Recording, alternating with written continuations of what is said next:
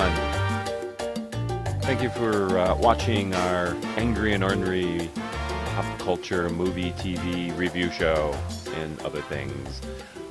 This is our 11th show, and like all previous shows, we are coming to you from Second Life, specifically Camille Laramore's Staccato Sim in the city of Avalon. If you are a Second Lifer and would like to join us in our studio, just send me an instant message and we'll get you here and you can participate in all the shenanigans. Also, the show is being live streamed on live stream. You can subscribe to the Angry and Ornery account there and just do a search for Angry and Ornery and you'll find it there if you want to watch it live on your computer from some other location. And finally, of course, we will edit this down and add graphics and such and put this up on YouTube. The show tapes every 2 weeks, and we will bring the next one, this one, will be finished probably in a day or two and up on YouTube. So look for episode 11 there. Without further ado, let's bring out my co-host, Mr. Lionheart. Mr. Lionheart, please. Why does this table always get in my way? Good evening. Why do you always walk on that table? I don't know. It's the drunk in me, I guess. It must be. And how are you this evening? This evening, fine. I have been not so good the last few days. A pinched nerve has caused me to be rather immobile, but it seems to be fading away thanks to Vicodin and other... well, let's not get into it. Anyways, how are you? I'm just ducky peachy keen. Nice. Yes. And you do not have a pinched nerve, but yet you still drink yourself into a stupor every evening. Isn't that true? And take Vicodin whenever I can. Yeah, it's very nice. What kind of image are we presenting here? That we're fat, drunk, and stupid? Well, you might be perceiving yourself as fat, drunk, and stupid. I think I'm perceiving like a young Sean Connery. No, you're actually living the life of fat, drunk, and stupid. Let's have a seat here and get into tonight's show. Get into tonight's show? I thought we were already at tonight's show. Can we physically get into the show? Well, we this is a virtual world, so I don't know if we could physically get into anything, but. Okay. Anyways, speaking of our show, I know that we've not had a guest on in a while. However, we do have some guests lined up for future endeavors, including some friends of our wonderful cameraman, Florian, if we can just talk the fellow into it. So be prepared for that, Lionheart. Maybe as early as next show or the one after that. Excellent. Well, let's see. Off the top, I wanted to mention to you that, yes, I'm going back to the guest, a fellow by the name of Shredney, DJ here in Second Life. So that could be a lot of fun to find out how he does such a thing. So, and if not, we have several other people that are interested in being on the show. So, yes, Shredney Eel. Well, anyways, I wanted to mention that just last week, I think it was, I went and finally saw Guardians of the Galaxy. And what did you think? I think our cameraman just went down through the floor. Did you see that? I was glad I was the only one who saw that. I thought I was hallucinating. No, he's back. Okay. So okay. That might have to be edited out, but we'll see. Anyways, I hope he's okay. You didn't hurt yourself, I hope, Sir Florian.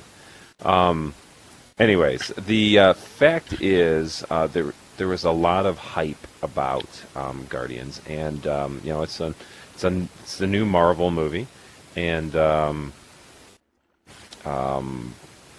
it was surprisingly good. The bottom line is it was surprisingly good. Have you seen it yourself? No, I have no wish to see it. I think you should. There's certainly a lot of things I liked about it, but one of the things that came to mind about halfway through is this indeed could be the Star Wars for the new young generation of kids. the kids that grew up, in the late 70s or whatever with Star Wars, this series of films, because there will be a second and probably a third and what have you, but it just feels like one of those franchises that these kids can get wrapped up in and really enjoy.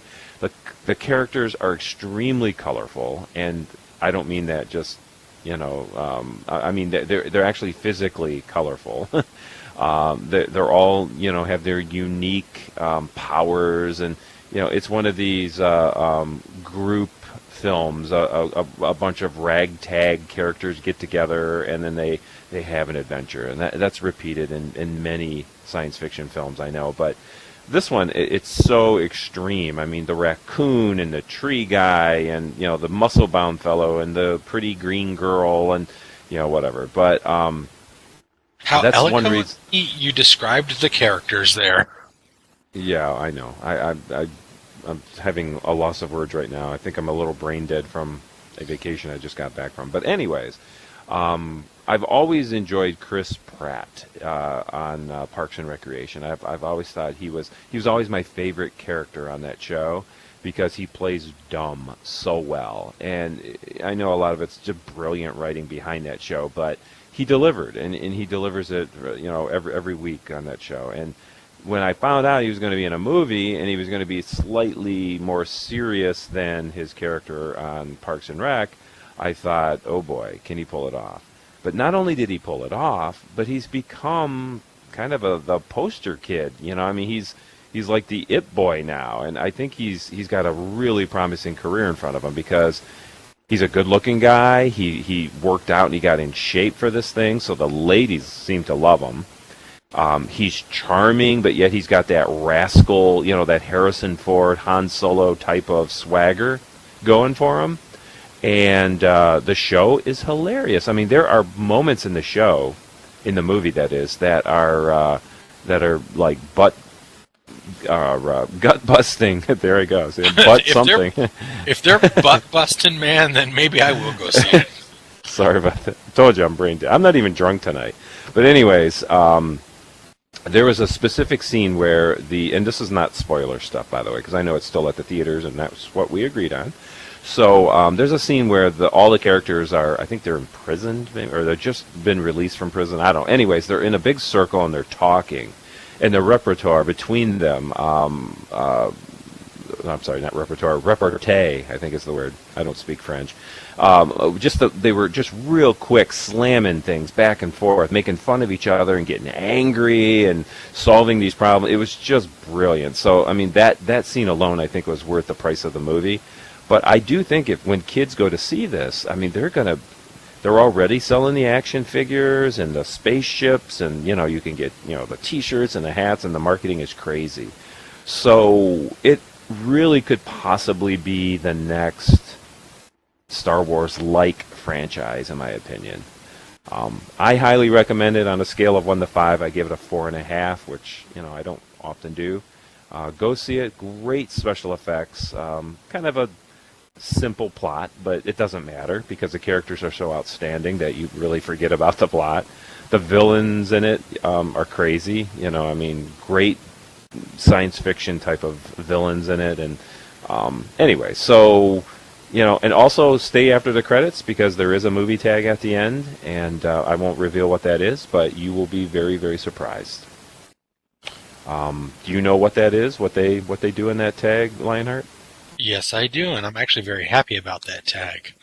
Okay, so anyways, that's what I have on Guardians of the Galaxy. Really like it. Great summer movie. Go and see it. You got anything you want to add to that? To Guardians of the Galaxy? No. Yes, okay. Go see it and then let me know what you think. I think you're really going to enjoy it. It's a lot different than you think. So, all right, so what do you got, Lionheart? I've got something that's really cool, interesting, that's brewing over at HBO. This started off as a myth, and now it's become a reality. J.J. Abrams, his Bad Robot Productions, is going to be doing a new TV series. Of course, everything else he's touched so far has been fantastic. So he's headed to HBO to do a new series. Have you heard about this yet? and already I'm a little concerned because I just don't understand how J.J. Abrams can be doing Okay. so many things in Hollywood. Well, get a load of this. They're turning the very famous Michael Crichton novel and very great movie Westworld into a Oh, television yeah. series. A Um, TV series?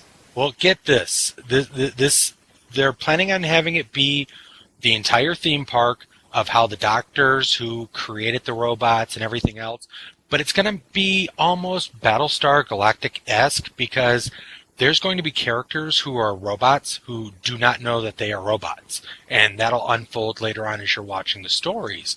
But the first thing is, he's What's got the a show pretty Westworld. Okay, it will be Westworld. Yes, the first big name star he's got in it, who's actually going to be doing a TV series, is Sir Anthony Hopkins. Really? He's going to be playing the doctor who invented Westworld and who is running it. Also, the very talented Jeffrey Wright, who's played Felix Leiter in the Daniel Craig James Bond films, he's going to be on board. Evan Rachel Wood, a very young, pretty upcoming actress, she's going to very be in pretty. it. Yeah. James Marsden, Thaddy Newton, who's our new Uhura from Star Trek, she just Right. signed. And the one thing that has been going through my mind since day one when they announced this is who is going to play the Yul Brynner robot character. Right. And darn it, they surprised me and they nailed it right on the head. The very talented and great Mr. Ed Harris is going to be No playing the role. way. Yes, as the black suited gunfighter. I love So Ed Harris. This right here, this is phenomenal with just the cast. I'm Well, I sorry, gotta tell there's you, no way they can screw this up. You've made my day, dude. Honestly, Yeah, I had no idea that they were working on this project. Yeah, it fell like a set of dominoes. J.J. Abrams has been wanting to do it, and it fell in line that they were able to get Anthony Hopkins, so that that domino fell, and then all of a sudden they signed everybody else. They signed Ed Harris about 2 days ago, and Thaddy What Newton network? today. HBO. So it's going to be adult. Shoot. Yeah, it's going to be Hey. really good, but unfortunately, that means I have to wait a long time for it. I know, and that stinks, but think about the production values on that. Look how great shows like Game of Thrones look. Oh, I love HBO. Sopranos. It's going to be fantastic. I'm almost thinking it might be worth getting HBO for a year or so while that while that debuts, which is Definitely. exactly what they want us to do, by the way. But Yeah, you have to it's looking to understand, hit next year. Westworld, the movie, was one of my childhood faves. I mean, I too. love that movie. I saw it as a young person in the theater, and then when it came out on VHS, I owned it. When it came out on DVD, I owned it, and I probably watched it 6, 7, 8, 9 times. I love that movie. I've always loved it. And now that it's a TV show, wow, that could be really super cool. And By there's the so way, many I find it interesting that Abrams is behind it because he produce Almost Human? Yeah, yes he did. Maybe he dropped out of Almost Human because he was about to do this HBO robot thing. Who knows? But, it can open up everything in the Westworld persona in the books because there ended up being Future World, which was the not-so-great sequel in book where it was, they were making the android replicas of, presidents and world leaders and stuff like that. So, I mean, that's something for down the line. I think they have a huge world that they can play with here without having it be a theme park go crazy, Do you know that if Westworld, the TV show, will contain medieval world and Roman world? Right now, from what I can understand, yes, it will be the whole park, but 90% of it's going to be based in Westworld, just like the book in the original movie.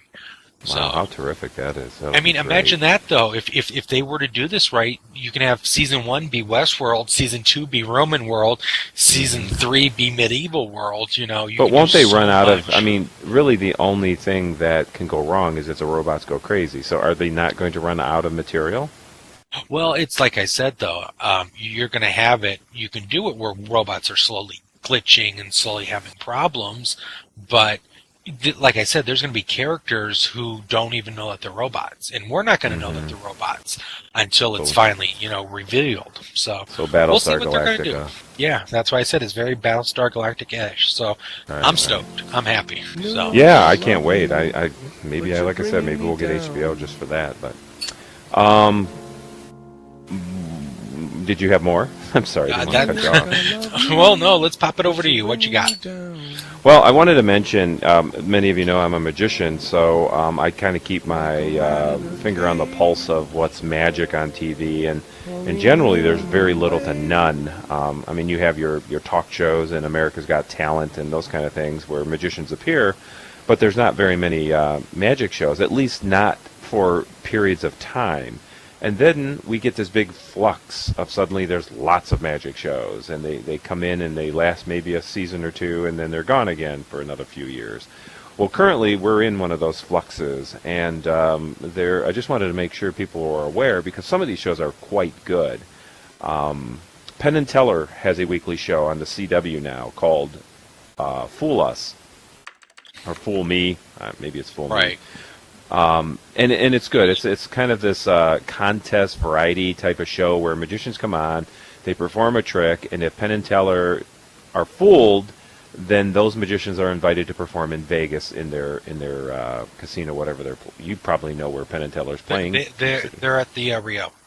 The Rio is okay. where their theater's at. Yeah. Lionheart lives very close to Las Vegas, hence our backdrop. If you've noticed, it's Vegas in the background. But anyways. And if they can figure the trick out, they don't really expose the secret, but they let the magician know that the trick has been exposed and they know it. So the upside of everything for the audience is that you get to see some of the top-notch magic illusions out there, and some of these magicians are very creative, and some are doing old tricks that they're kind of revamped, but for the most part, they're really cool, brand new stuff. Everything from big stage illusions to escapes and card tricks, close-up card tricks, and the rest. So catch it. I'm not quite sure. Look for your listings on the CW, but you'll find it there. Another one that's just starting up and I haven't seen yet is Wizard Wars, which appears to be a reality-type show pitting magicians against each other. In some type of contest, so I don't know much more on it than that, but I'll give you a review when I watch it this week, in fact. Then you have the Carbonero Effect, which is not necessarily a magic show, although the Carbonero character himself is a magician, but it kind of it's magic meets candid camera, and wow, I could just hear you opening up a can of something. Lionheart. It's Thanks water. for sharing that. A can of water? It's water. Okay, sure it is. Anyways, made by Budweiser? Water made by Budweiser. So the Carbonero Effect, they pull practical jokes on people and they film it, but he's actually doing these very, very complicated magic tricks or big illusions. Everything from he'll work in a delivery, like a UPS delivery station or whatever, and a little tiny package will come in and he'll pull out a live animal in it. Or the one that I just watched, they have people coming in for job interviews and they tell them to go up the steps and he opens the door and shows them the steps and all. But when he closes the door and leaves, they go to the door and open it up and it's a closet. So I mean, he's just screwing with people, and the people's reactions are obviously the best, just like it was on Candid Camera. So anyways, that's a really good show. Wow, what network? That's a really off channel. I can't remember. Isn't it like TBS or something like that? No, it's even further. It's like IFC or something like that. Maybe Spike. I don't know. You can find it in the listings. Just look for the Carbonero Effect. C-A-R-B, Carbonero. Yeah, the people in the audience, if they know any of this information, you're welcome to chime in. All right, so what was the other one? There was another. Oh, Masters of Illusion is back on the CW. This was an ongoing show. Matter of fact, I think a lot of the footage might be old. But anyways, it was an ongoing show 4 or 5 years ago. And now it's back, and they're airing. And it's basically just straight-up magic. And unfortunately, some of it's kind of hokey. But in there's some really good stuff, too. So Look for that stuff. Currently on America's Got Talent, there is at least 3 or 4 magicians. 2 of them are close-up guys that have made it into the finals, at least up to this date. We're taping this on the 13th of August, so I'm not sure how far they'll make it, but the judges always give them standing ovations, as does the audience, so that's saying a lot, considering there's dancers, singers, and others that are not doing so well. So a lot of magic on TV right now. If you're interested in such things, it's a nice alternative to reality TV of housewives. I was going to say the Kardashians or whatever. So, anyways, that's all I got on that. Throw it over to you. Okay, I got Sleepy Hollow news. As everybody knows, you and I are a big fan of that series. It came out of the gate like a bullet, and it gained a lot of momentum. Season 2 is going to be starting here on September 22nd. First big news is Timothy Busfield, known from Field of Dreams and 30-something. I never liked him. Yeah. Well, you might start to like him now because he's going to be playing a recurring character. He's going to be playing Benjamin Franklin. I saw that, and did he actually shave his head for that, or do you think you know what? I don't know, but it looked good. He looked like Franklin. Yeah, he does. We've got that. They've announced, and please forgive me if I mispronounce this name, Shakina Jaffrey will be playing the new sheriff, since, of course, Sheriff Irving got arrested in the season finale for murder that his daughter committed. Right. She's going to be coming in as a no-nonsense sheriff who doesn't like putting up with Abby and Ichabod. She doesn't want anything to do with him. But apparently, is she going to be in on the secrets? That's something that they're not saying yet, but it is going to be that she is tied to Abby's family, which then opens up the door later this season. Abby and her sister, their mother is going to be introduced midway through the season. So that's a new character that's going to be coming in. We were left with the impression that the mother may have been a witch and was trying to raise the 2 girls as witches, but... Right. Yeah. They also said we're going to be getting Benedict Arnold in season 2. They said some of the big things that we're going to be encountering is there's going to be succubuses, there's going to be a Wendigo, there's going to be a Pied Piper character, and a very long storyline that's going to be called The Kindred. And then the last little thing that they dropped is that Clancy Brown will be returning as Sheriff Corbin, which, as we all know in the pilot episode, he lost his head. So I'm hoping that they're going to do more of how they did in like the 3rd episode where Abby opened up his office door and he was sitting there, and it was set up like his office, and he kind of did like almost the friendly ghost type thing and kind of helped her and guided her and calmed her down. And then when she reopened the door, of course, the office was empty then. So I'm kind of really hoping that he becomes almost like a spiritual mentor who's kind of trying to push them in the right direction. Right. He's going to be like a guardian angel type. Right. The other thing, and I don't know how I feel about this, is, of course, Katrina got taken away by the Horsemen in the last episode. Apparently, there's going to be some weird spell cast there, and Katrina is not going to be seeing the Horseman as the Horseman. She will be seeing him as Van Braun, the gentleman that he was before the Horseman. So she'll be seeing him with a head. So I guess the biggest question the biggest question everybody's that's on everybody's mind, because it was a cliffhanger, and I see no way around this, but when we last left the show, Abigail was caught in some type of purgatory. Yeah, she was in purgatory. Her sister had just had the car accident. Ichabod was buried alive.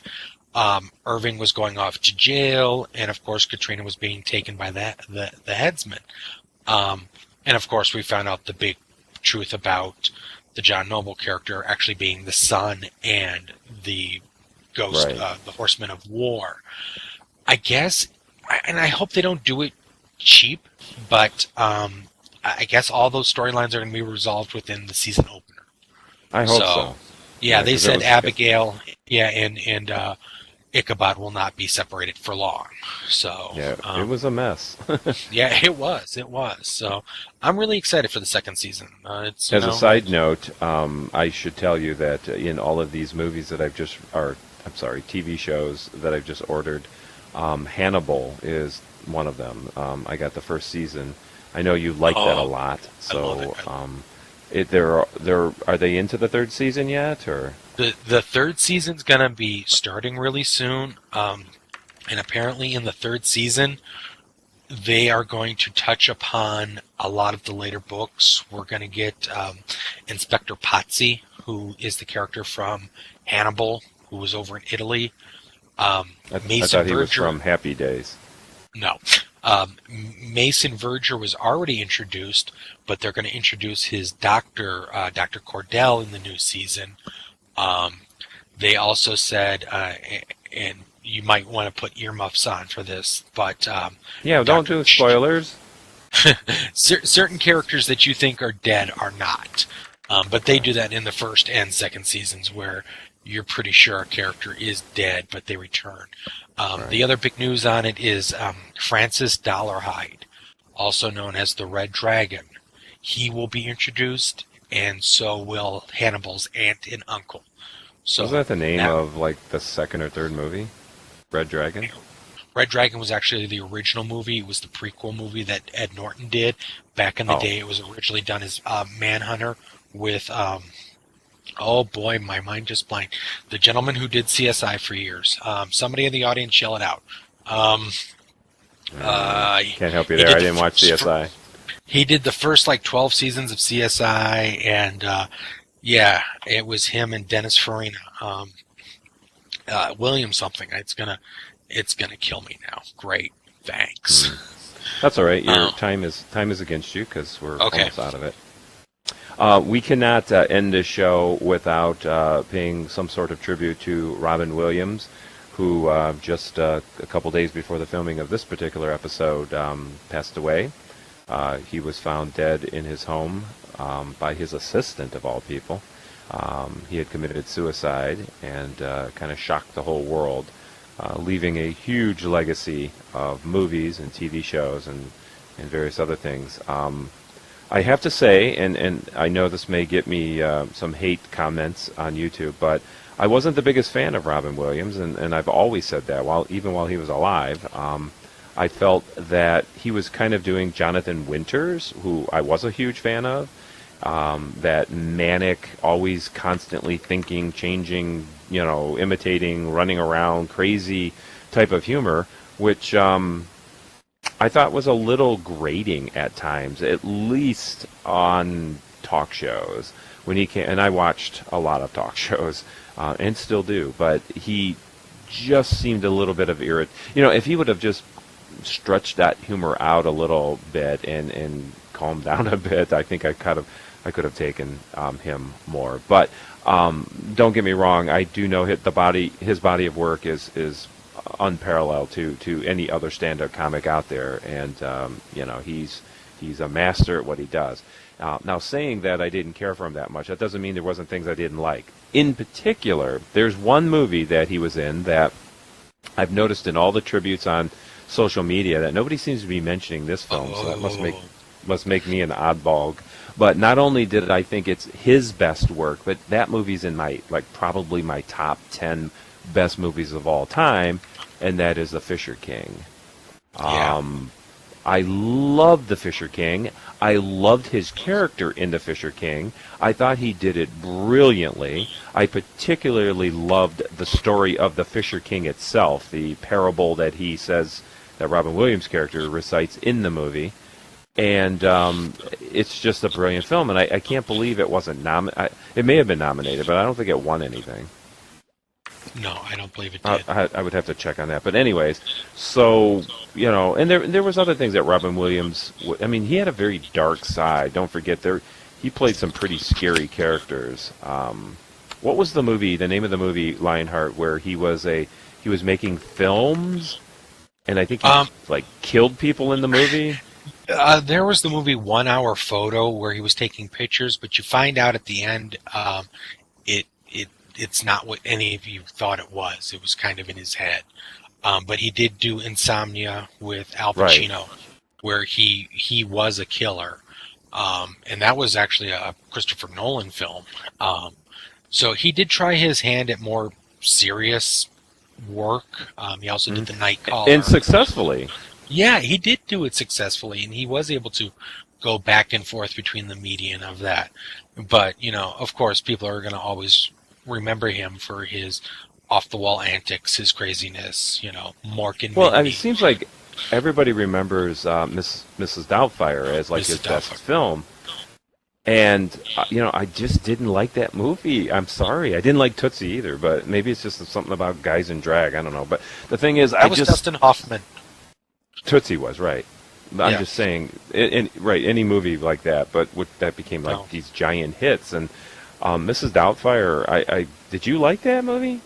I liked Mrs. Doubtfire. I thought it was funny. I mean, it was one of those, you got to laugh when you needed to laugh, and it had its serious moments. Of course, my favorite film has always been What Dreams May Come, and I know a lot of people hate that film with a fiery passion. I don't think people hate it. I think people fear that movie because it is such a tearjerker that most people end up a soppy mess after watching that. Matter of fact, Olivia out there, we own that movie, and she said that she didn't want to see it like 2 or 3 times that I've suggested it, just because I know it'll end with like 3 days of crying. It is a moving film. It's very moving, very beautifully done. But let's just hope. Yeah, he's gone now. So let's hope we remember him for the good stuff and not the bad. Right. And what? I mean, how can you remember the bad? Because he joked about his habits. I mean, he did cocaine, and he was a bit of an alcoholic, and of course he had the horrible depression, which eventually won out. But all comics have these dark sides. As a professional magician, I've worked with a lot of stand-up comics. In fact, in one of my acts currently, I work with a stand-up comic in the Cleveland area. And I got to say, just hanging out with these guys, they're always so morose and bitter and sad. But then they just click when they get on stage, and they're suddenly funny and make people laugh. And I can just on a small scale, like the local Cleveland market, I see it. But can you imagine on the level of what Robin Williams had to work with? So it's not very surprising to me. Yeah, they said that actually about Williams, that if you were in an elevator alone with him, he wouldn't look at you, he wouldn't talk to you, he would probably look down at the floor. If you got in that same exact elevator with Robin Williams and like 4 other people, he would try to be the life of the party, and he would try to be the class clown and try to get your attention. So it was that he was on for the audience, but when he was alone, he was very, very private and morose. It's almost bipolar-like, It's certainly manic. I mean, he definitely was a manic performer. You saw his stand-up comedy film, right? Yeah. I forget the name of it, but where it's just him doing stand-up in, I think, some large California auditorium, that was whatever. The late 70s. Yeah, he did one. Right, he admitted he was on cocaine at that time, and I mean he was just freaking crazy. I mean, how much energy that guy put out! It was just amazed me. But, anyways, rest in peace, Robin Williams. I own almost all of your films, and I will probably rewatch a lot of them now just to get a perspective. So, anyways, anything else, Lionheart? We also had the passing of course, Miss Lauren Bacall, who will be also really missed. Famous for her being married to Humphrey Bogart in films like To Have Not, Key Largo, and The Satch. She was still acting up until this day. She's got several films that are unproduced yet to come out. So same with Robin Williams. We lost another great legend there. So it's been a real blow to the industry over the past 3 days to lose 2 pivotal actors. Right, and they say it comes in 3. So I wonder if there will be a 3rd one. I don't know. If I was close to you, I would shove you down a flight of steps so that way you were the 3rd, and you could I was going to say you would probably be the 3rd, drinking full bottles of vodka. No, there's nothing wrong with that. It's pickled me from the inside. I'll be around forever. Well, just remember what I said. I just want your video collection when you're gone. So make sure you draw up some Taking type it of with will. me. You're not going to fit them all in your. Of course, your coffin's going to be pretty big, won't it? Ooh, thanks. You went for the fat joke. I didn't say any jokes when using small packages earlier. Hey, so, did I say anything about you being fat? I just meant your coffin would be big if you're going to fit your whole video collection in there. No, you said my coffin would be big anyways. So I there's no would difference. no, I wouldn't say that, Fatty. I would never call you fat, Fatty. I think that you're just fine. All right, small penis. It's all good and everything. And how do you know that I have a small penis? That's what worries me. I've seen the video. What video? Oh, The that one video. with you and Kardashian. Yeah, I saw that. No, it's just that her butt's so big it looks small. All right, let's get out of this. We're ending this horribly. I'm sorry, our audience, our studio audience, that you had to be a part of this. We went from morose of Robin Williams and Lauren Bacall to fat and penis jokes. Only we can do that. Out of tragedy, there's born comedy. That's what we do. Potty humor, right? Potty humor, Olivia. All right. Well, anyways, folks, again, you can catch this in Second Life. Join. Let me know. Contact Zoltan Mint, and we'll get you here. Watch it on live stream, and look for the YouTube video every other week. Generally on Thursday or Friday, it should be up there. And join, subscribe to it, and leave comments, and tell us how wonderful we are, and how small our penises are, and how fat Lionheart's gut is, and we'll be happy about that. So, anyways, until a couple of weeks from now, enjoy the rest of the summer. God bless. Good night. Good night, everybody. Good night, small penis. Good night, fatty. Dickless. Chubby. Need a magnifying glass to find it. Porky.